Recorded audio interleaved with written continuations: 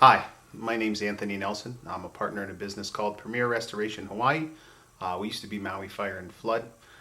Know a lot about fire restoration. It's all I've ever done. And I know a lot of you Lahaina folks are hurting. You're searching for answers. You're trying to figure out what the next step is. And the suggestion came to me today to make a video to kind of give you guys some knowledge on what to do if you're trying to clean things up yourself. I've kind of broken it down into 3 different parts.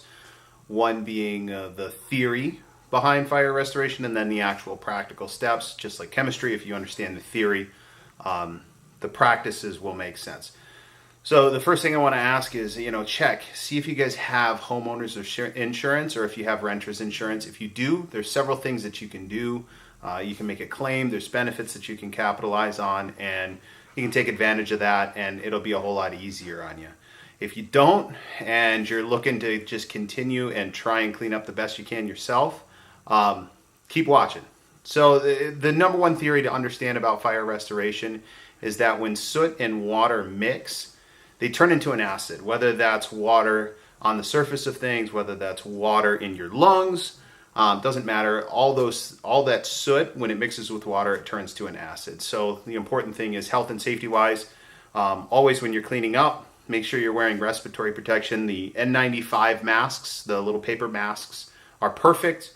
Wear some gloves because when you're cleaning this stuff up, you're going to be using water, so you're going to have your hands in acid and it'll dry out your hands. And more importantly, pay attention to your body. It's going to let you know when you've had too much dust, when you've had too much of anything, and it's going to be your best barometer for if you should get out of that environment and get some fresh air. So that's the theory. On to the practices. And this is going to be geared towards if I'm a guy that owns a house in Lahaina and I'm trying to figure out how to do this myself with normal stuff, this is how I'm going to do it.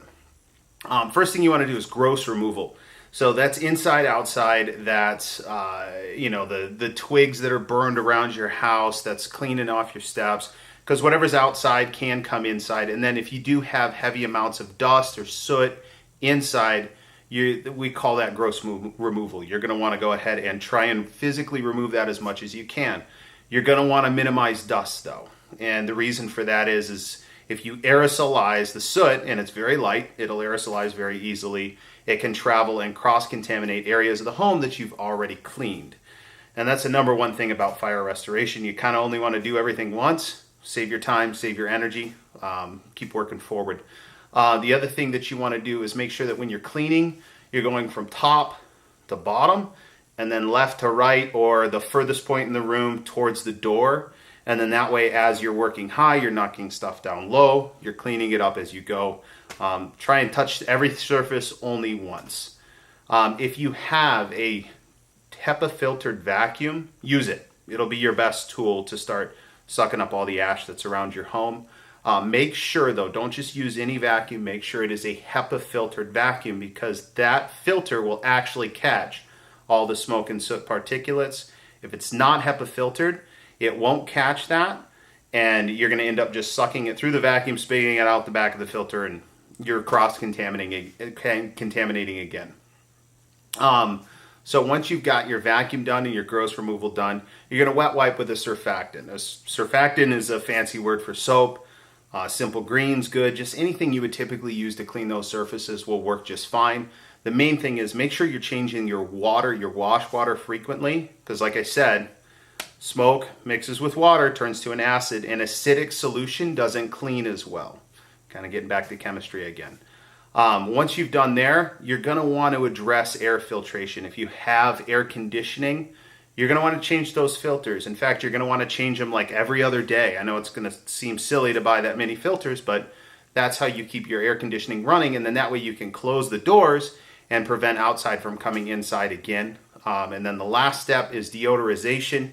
There's a number of different techniques, hydroxyls, ozone. There's these things called pairing agents. If you guys have any questions about those, ask me in the comments. And then my last piece of advice is try and step outside, gain some perspective at what you're up against. The reality is there's like hundreds of acres of fields that have just burned that have tons of ash, and the trade winds are going to kick up. And you're going to think, oh man, I got this thing licked, and you're going to have a windy day, and you're going to end up cleaning your home again. I just say that out of the box so then everybody doesn't get all upset when it does happen, because it will. In the comments, ask questions. I got a lot of knowledge. This is the best way to get it out. If you're asking a question, chances are your next door neighbor is, or somebody down the street is, and we can go ahead and tackle this thing together. Just as a side note, Premier Restoration, we're dedicated to our community. We're out there every day trying to do the best that we can to help you. Don't hesitate to call us if there's a need. 808-873-8886. If not, you guys want to tackle this thing yourself, let me help. I'm happy to. Thanks, and aloha.